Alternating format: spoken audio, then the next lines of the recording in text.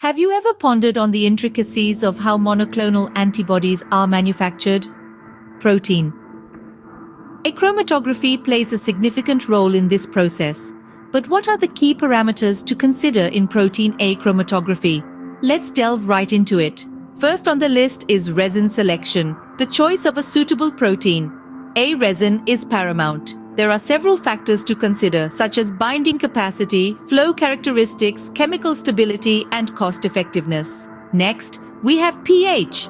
The right pH conditions are crucial for efficient binding and elution of the target monoclonal antibodies.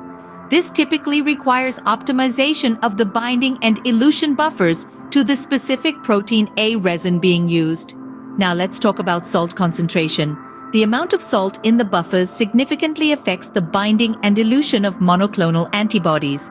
A gradient of salt concentration is usually employed for elution. Of course, we can't overlook binding capacity. The ability of the protein A resin to bind monoclonal antibodies is key for process efficiency. Overloading the resin can lead to reduced binding efficiency and lower yields. Flow rate is another critical parameter.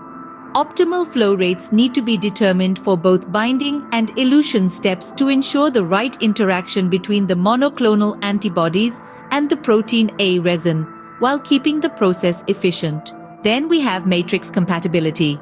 The protein A resin needs to be compatible with other downstream purification steps and the overall manufacturing process to avoid any interference or adverse effects. Cleaning and regeneration protocols are necessary to maintain the integrity and performance of the protein A resin over multiple cycles of use. Specificity is another vital factor.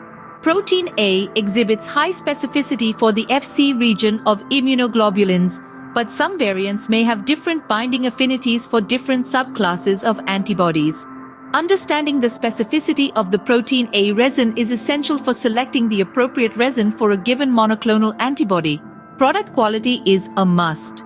The selected protein A chromatography conditions must not compromise the quality, stability, or functionality of the final monoclonal antibody product. Finally, determine the process robustness by considering factors such as variability in feedstock quality, resin performance, and process parameters. In conclusion, the careful consideration and optimization of these critical parameters are essential for the successful implementation of protein A chromatography in the manufacturing of monoclonal antibodies.